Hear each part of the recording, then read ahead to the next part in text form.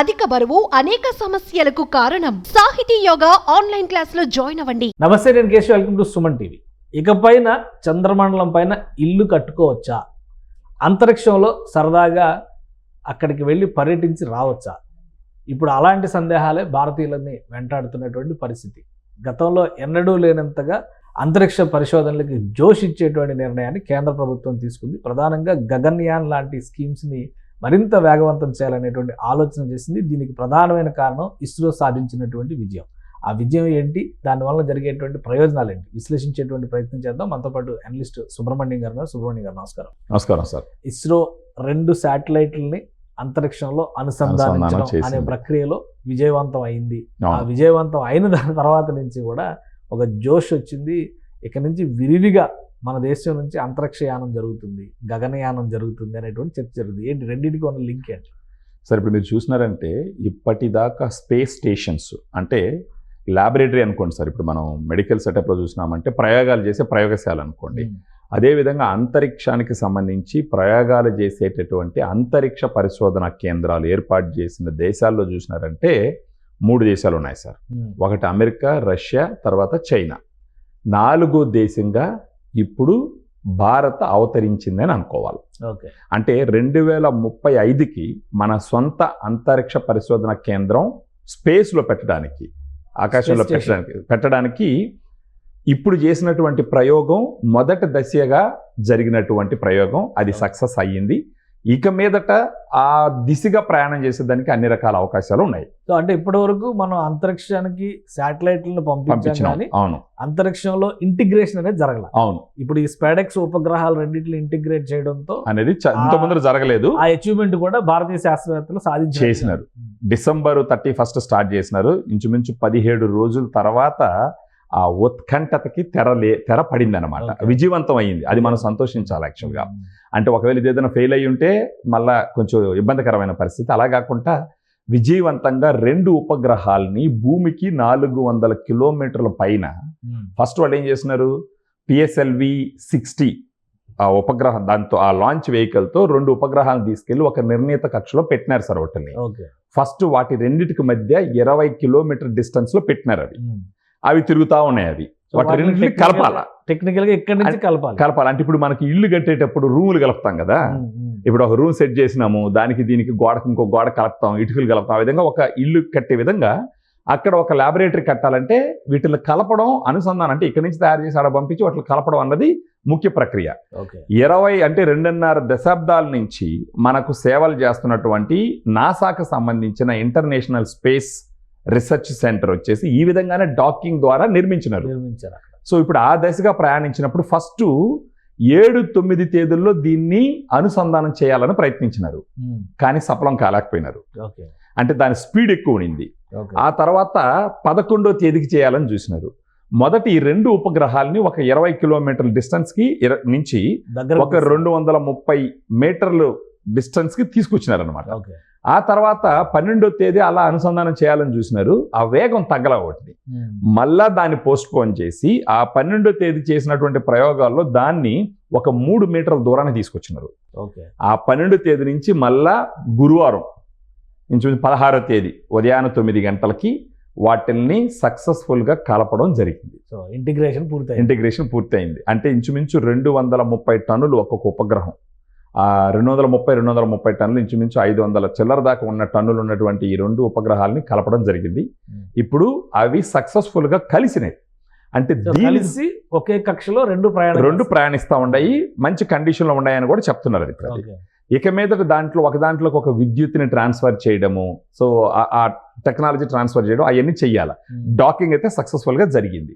So ఇది first ప్రయోగం. ఈ ప్రయోగం సక్సెస్ అయింది కాబట్టి ఫస్ట్ 2019లో శంకరన్ అనేటటువంటి chairman, ISRO chairman, Sullurpeta ISRO chairman వచ్చి ఫస్ట్ 2030కి 20 టన్నుల సామర్థ్యం ఉండే అంతరిక్ష పరిశోధన కేంద్రం నిర్మించాలని ప్లాన్ చేసినాడు. కోవిడ్ వచ్చింది, అది పోస్ట్ పోన్ అయింది. ఇప్పుడు ఏం చేస్తున్నారు, 2035కి 5 మాడ్యూల్స్ పంపించి, అప్పుడు 20 టన్నులు అనుకున్నారు, ఇప్పుడు 52 టన్నులు 5 మాడ్యూల్స్ పంపించి ఒక స్పేస్ సెంటర్ని నిర్మించి అది అంతరిక్ష పరిశోధన కేంద్రం, అంతర్జాతీయ అంతరిక్ష పరిశోధన కేంద్రానికి కూడా అనుసంధానం అయ్యే విధంగా చేయాలన్న ఒక ప్లాను. దానికి 2028లో ఫస్ట్ టైము 10 టన్నులు ఉపగ్రహాన్ని ఫస్ట్ పైకి పంపిస్తారు. ఓకే. సో ఆ దిశగా ఇప్పుడు అడుగులు పడతా ఉన్నాయి. ఇప్పుడు అది గాన పూర్తయిందంటే ఎన్నో ప్రయోగాలు చేయడానికి, అంటే ఈ గురుత్వాకర్షణ శక్తి, మైక్రో గ్రావిటీ, హైపర్ గ్రావిటీ, వీటిల్లో ప్రజలు ఎలా అక్కడ మనుగడ సాగించగలరు, ఒక 3 నుంచి 6 నెలల పాటు ఇక్కడ నుంచి సైంటిస్టులు వెళ్ళి ఒక మాక్సిమం 6 మంది ఉండే విధంగా నిర్మిస్తున్నారు దీన్ని. 3 నుంచి 6 నెలలు అక్కడ ఉండే ప్రయోగాలు చేయాలి. సో మనిషి అక్కడికి వెళితే, సుదీర్ఘకాలంగా మనిషి అక్కడ ఉంటే అక్కడ వాతావరణం ఏ విధంగా వీళ్ళ శరీరాన్ని ప్రభావితం చేస్తుంది, ఇవన్నీ పరిశోధనలు చేయడానికి. తర్వాత అక్కడ పోయి కానీ స్పేస్ సెంటర్ పెడితే గనక అక్కడ నుంచి సైంటిఫిక్గా ఎన్నో ప్రయోగాలు చేయొచ్చు, వాతావరణానికి సంబంధించి ఎన్నో ప్రయోగాలు చేయొచ్చు. ఈ ప్రయోగాలన్నిటికీ అదొక కేంద్రం లాగా నెలకొల్పే. రష్యా మిర్ అని చెప్పని స్పేస్ స్టేషన్ ఒకటి మెయింటైన్, ఇప్పుడు నాసా ఇంటర్నేషనల్ స్పేస్ స్టేషన్ అని ఉండదు. సో అదే తరహాలో భారత్ కూడా ఒక స్పేస్ సెంటర్ ఏర్పడే అవకాశం ఉంటుంది. మన భాషలో చెప్పాలంటే సార్, సారీ టు ఇంటరప్ట్, మన భాష చెప్పాలంటే ఆకాశంలో ఇల్లు కట్టుకోవడం సార్. అదే ఫస్ట్ ఇల్లు వచ్చేసి అమెరికా వాళ్ళు కట్టినారు, రష్యా వాళ్ళు కట్టినారు, చైనా వాళ్ళు కట్టినారు. ఇప్పుడు మనం అది తిరిగే ఇల్లు, గాలిలో తిరిగే ఇల్లు, ఒక కక్షలో తిరిగే ఇల్లు 400 కిలోమీటర్లకి పైన భూమి కక్షకి 400 కిలోమీటర్లు దూరం. సో ఇప్పుడు మనం కూడా ఒక ఇల్లు కట్టేదానికి ఒక 2 ఇటుకలు కలిపినట్టు ఒక 2 రూములు కలిపేటటువంటి సామర్థ్యం వచ్చింది. ఇప్పుడు 2035కి ఒక 5 ఇల్లుగా పెట్టి, అంటే 5 రూములుగా పెట్టి తీసుకుని అక్కడ సెట్ చేయడానికి ప్రయత్నాలు మొదలైనాయి. ఒక డబుల్ బెడ్రూమ్ హౌస్ కడతారు. దాంట్లో నుంచి ఒక 4 నుంచి 6 మంది ఉండొచ్చు, ప్రయోగాలు చేయొచ్చు.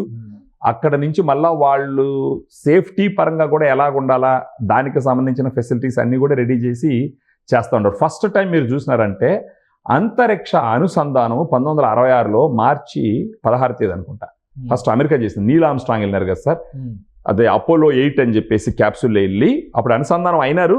బట్ ఇమీడియట్గా వాళ్ళు కంట్రోల్ తప్పింది. అప్పుడు అనుకున్న టైం కన్నా ముందరే ఈ పసిఫిక్ మహాసముద్రంలో దించేసినారు వాళ్ళు సేఫ్టీ కోసం. సో 1966లో ఫస్ట్ డాకింగ్ జరిగింది.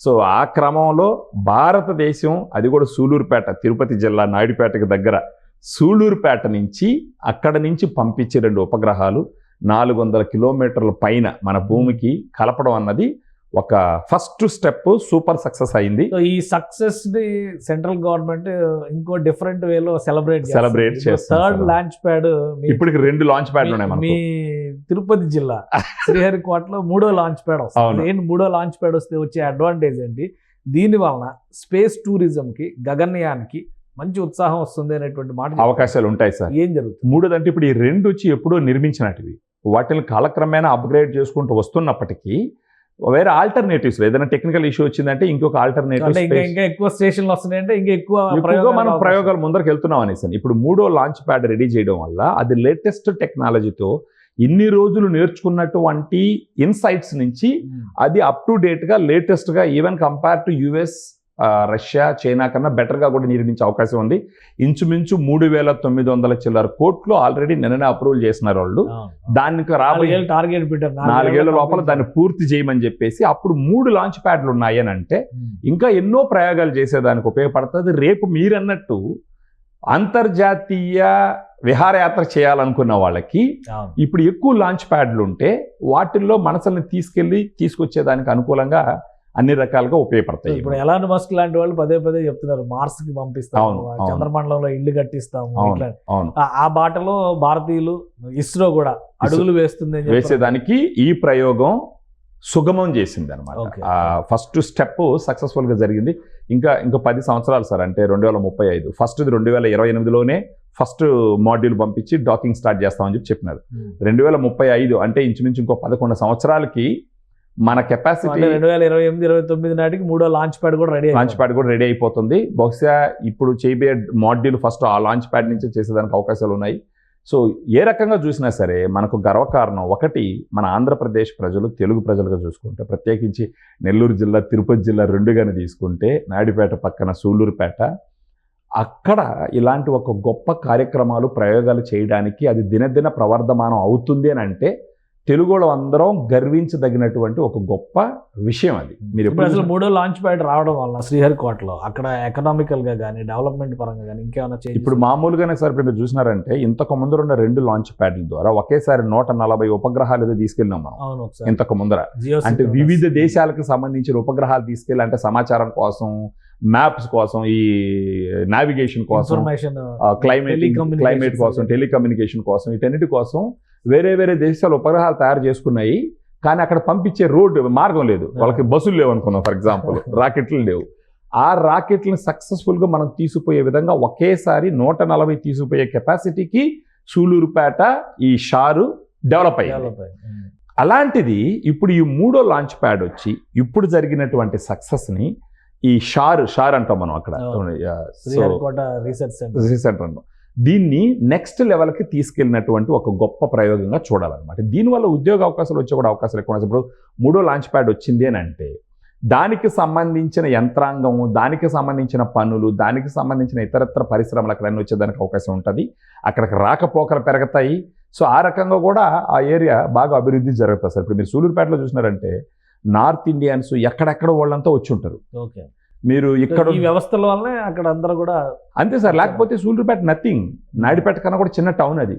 ఓకే, ఒక సూలూరుపేట చెంగాలమ్మ గుడి తప్ప ఇంకేం లేదు అక్కడ. ఓకే. సో ఇప్పుడు ఈ షార్ వల్ల ఎంతోమందికి ఉద్యోగాలు, నార్త్ ఇండియన్స్ అక్కడ శ్రీ సిటీలో అకార్డు స్కూల్ అని ఇంటర్నేషనల్ స్కూల్ ఒకటి ఉంది. వీళ్ళందరి కోసం పెట్టినటువంటి స్కూల్ అది. సో ఇలాంటివి ఎన్నో వస్తాయి కదా. అక్కడ పక్కనే శ్రీ సిటీ కూడా ఉంది. సో దానికి సంబంధించి ఒక డిఫరెంట్ డెవలప్మెంట్ చాలా రేంజ్ లో అయ్యేదానికి పనికి వస్తుంది. మనం రీసెంట్ గా మనం మాట్లాడినట్టు ఆ క్రిస్ సిటీ పనులు కూడా వేగవంతంగా జరుగుతున్నాయి అక్కడ. సో ఏ రకంగా తీసుకున్నా సరే చెన్నై కల్కట్టా హైవే, ఈ చెన్నై బెంగళూరు ఇండస్ట్రియల్ కారిడార్, ప్రత్యేకించి నెల్లూరు తిరుపతి ఇటుపక్క చెన్నైకి చాలా డెవలప్మెంట్ అయ్యే అవకాశాలు ఈ కృష్ణపట్నం పోర్ట్ ఇవన్నీ దగ్గర ఉండడం వల్ల అన్ని రకాలుగా చాలా ఉపయోగపడుతుంది sir. Right. Thank you Subrahmanyam గారు. ఇది షార్లో జరిగినటువంటి ఒక ప్రయోగం. మన ఇస్రో శాస్త్రవేత్తలు సాధించినటువంటి విజయం త్వరలో అంతరిక్షంలో భారతీయుల నివాసం ఏర్పడడానికి అవకాశాన్ని, మార్గాన్ని సుగమం చేసింది. ఇక కేంద్ర ప్రభుత్వం కూడా షార్లో 3వ లాంచ్ ప్యాడ్ ఏర్పాటుకు సంబంధించి క్లియరెన్స్ ఇచ్చింది. కాబట్టి రాబోయే రోజుల్లో హ్యూమన్ స్పేస్ లిఫ్ట్ అనేది ఖచ్చితంగా జరుగుతుంది. స్పేస్ ఫ్లైటింగ్ అనేది విపరీతంగా పెరిగే అవకాశం ఉంటుంది. అలానే అంతరిక్ష పర్యాటకం అనేది కూడా అభివృద్ధి చెందడానికి మార్గం ఏర్పడుతుందని చెప్పని సుబ్రహ్మణ్యం గారు విశ్లేషిస్తున్నారు. ఇక ఇస్రో శాస్త్రవేత్తలు సాధించినటువంటి విజయం టాప్ 3 నేషన్స్ తర్వాత 4వ దేశంగా భారతదేశాన్ని నిలబెట్టింది. కాబట్టి ఇది భారతీయులందరూ కూడా గర్వించదగినటువంటి అంశంగా కనిపిస్తోందని సుబ్రహ్మణ్యం గారు విశ్లేషిస్తున్నారు. ఇది special discussion. Keep watching. Suman టీవీలో మీ పర్సనల్ అండ్ బిజినెస్ ప్రమోషన్స్ కోసం కింది నెంబర్కి కాంటాక్ట్ చేయండి.